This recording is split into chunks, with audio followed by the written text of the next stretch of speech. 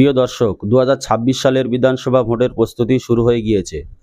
হ্যাঁ, বিভিন্ন দল তাদের প্রচার করছে বিভিন্ন জায়গায়। তৃণমূল, বিজেপি, সিপিআইএম ও ইন্ডিয়ান সেকুলার ফ্রন্ট অর্থাৎ আইএসএফ, এই সমস্ত দলগুলি তাদের বিভিন্ন জায়গায় প্রচার শুরু করে দিয়েছে। প্রিয় দর্শক, এই ইন্ডিয়ান সেকুলার ফ্রন্ট কোন কোন জায়গায় 2026 সালে বিধানসভা নির্বাচনে প্রার্থী দিতে পারে, সরাসরি একটি কর্মী সভা থেকে নওশাদ সিদ্দিকী ভাইজান জানিয়ে দিলেন কোন কোন জায়গায় প্রার্থী দেওয়া হবে। মুর্শিদাবাদের বিভিন্ন জায়গায় বিভিন্ন বিধানসভায় প্রার্থী দেবে বলে জানালেন পীরজাদা নওশাদ সিদ্দিকী ভাইজান।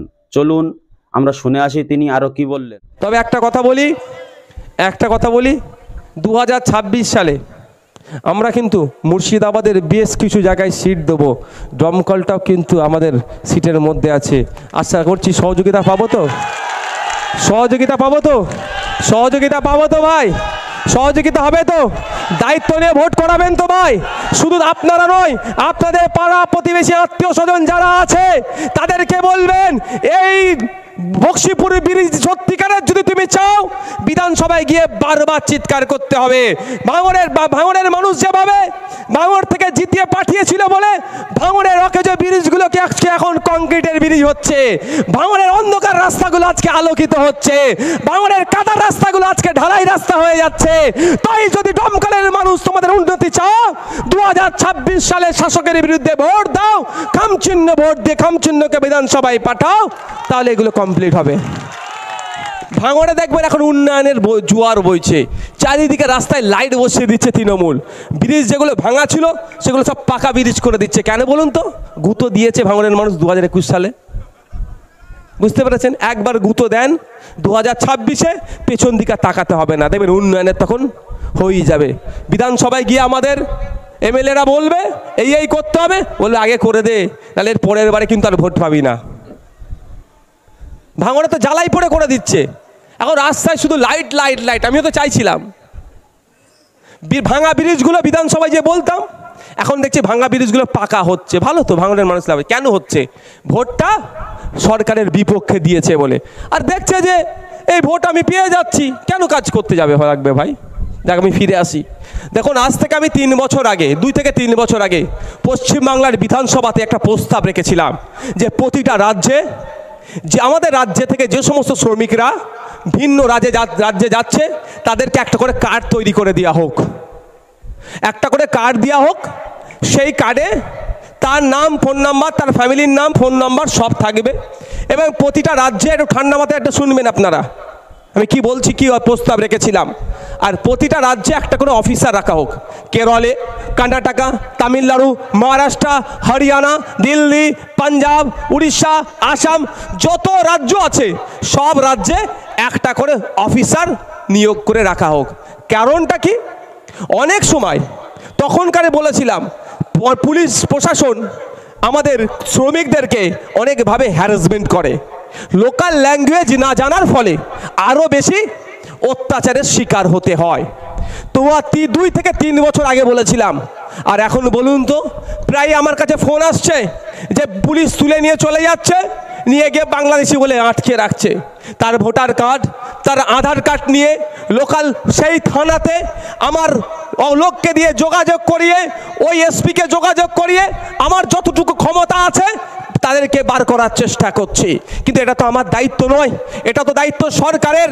সরকারের প্রথম দায়িত্ব থাকা দরকার ছিল পশ্চিমবাংলায় এই মানুষকে কাজের ব্যবস্থা করা, ইন্ডাস্ট্রি নিয়ে আসা, কলকারখানা তৈরি করা, এখানকার মানুষ এখানে থেকে, রাজ্যের মানুষ রাজ্য থেকে কাজ করবে তার ব্যবস্থা করা। তার পরিবর্তে এখানকার মানুষ ভিন্ন রাজ্যে যাচ্ছে, কাজে যাচ্ছে, সেখানে ইদানিংকালে দেখছি ব্যাপকভাবে বাংলায় কথা বলার জন্য কি হিন্দু কি মুসলমান নির্বিশেষে তাদেরকে তুলে নিয়ে চলে যাচ্ছে। তাদেরকে তুলে নিয়ে গিয়ে বাংলাদেশি বলে কখনো রাস্তায় দাঁড় করিয়ে, খালি গায়ে রৌদ্রতে গরু ছাগলের মতো দাঁড় করিয়ে তাদের সাথে অমানসিক অত্যাচার করছে।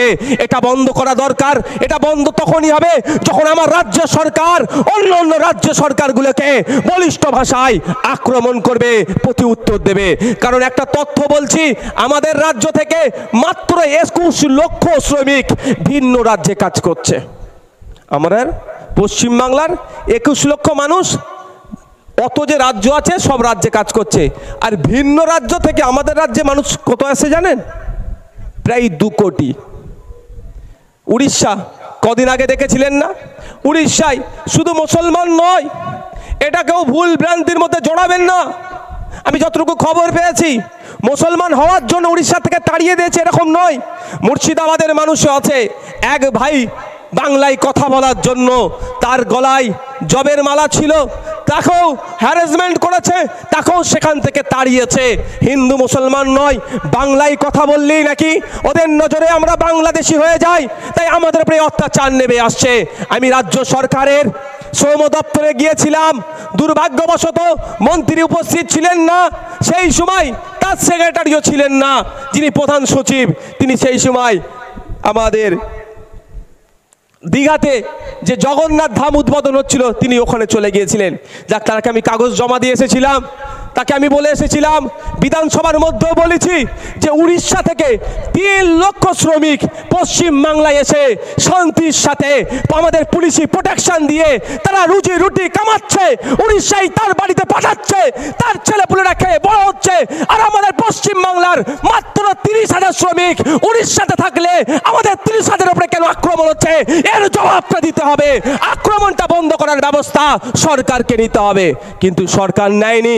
মাঠটা খাচ্ছে কে? গরিব হিন্দু। মাঠটা খাচ্ছে কে? মুসলমান।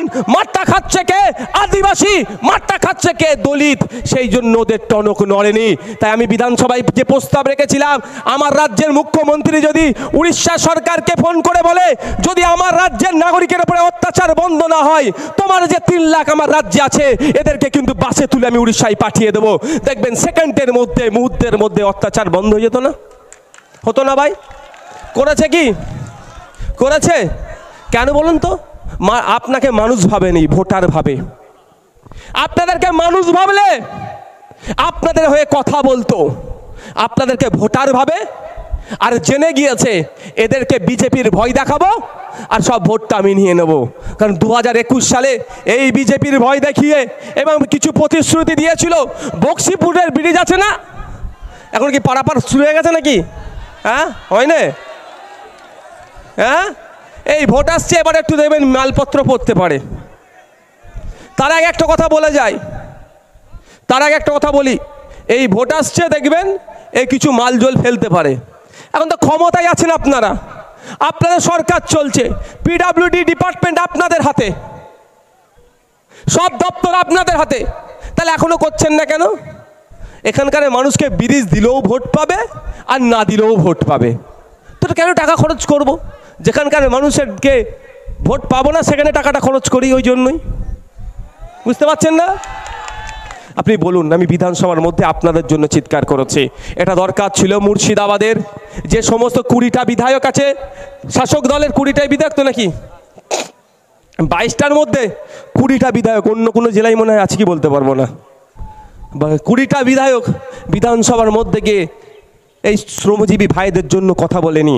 বলা দরকার ছিল যে আমাদের রাজ্যের শ্রমিক উত্তরপ্রদেশে গিয়ে আক্রান্ত কেন হবে, আমাদের রাজ্যের শ্রমিক আসামে গিয়ে আক্রান্ত কেন হবে, আমাদের রাজ্যের শ্রমিক মহারাষ্ট্রে গিয়ে কেন আক্রান্ত হবে, আমাদের রাজ্যের শ্রমিক, আমাদের মুর্শিদাবাদের শ্রমিক বিহারে গিয়ে কেন আক্রান্ত হবে? যদি বিহারে গিয়ে আমার রাজ্যের শ্রমিক আক্রান্ত হয়, আমার রাজ্য সরকার বিহারের রাজ্য সরকারকে ফোন করে বলবে যে ওই আক্রমণ বন্ধ করো, আর যারা আক্রমণ করেছে তাদেরকে ধরে জেলে ভরাও, না হলে বিহার থেকে প্রায় 10 থেকে 20 লক্ষ শ্রমিক আমাদের পশ্চিম বাংলায় আছে, তাদেরকে কিন্তু পুশব্যাক করব। তাহলে অত্যাচার বন্ধ হতো না? বিহার পুলিশ তৎপরতা দেখাতো না? তাহলে বিহার পুলিশ আমার রাজ্যের নাগরিককে তুলে নিয়ে গিয়ে বাংলাদেশি বলে ডিস্টার্ব করতো? আচ্ছা, যদি আমাদের প্রত্যেকের হাতে একটা করে কার্ড দিয়ে দিত, একটা করে কার্ড দিয়ে দিত যে আমরা এটা পরিযায়ী শ্রমিক বাংলাদেশ, এই আমাদের বাংলাদেশি নয়, আমাদের পশ্চিম বাংলার, তাহলে পুলিশ যখন তুলে নিয়ে যাচ্ছে বাংলাদেশি বলে প্রথম ওই কার্ডটা দেখাতে পারতো। আর তারপরে যদি নোডাল অফিসার থাকতো, সাথে সাথে ওই রাজ্যের নোডাল অফিসারকে ফোন করে দিত। সবাইকে তো একবারই তুলে নিয়ে যাচ্ছে না। আমরা যেখানে থাকি বাঙালি ভাইরা, সেখানে এক জায়গায় থাকি সব, তো 3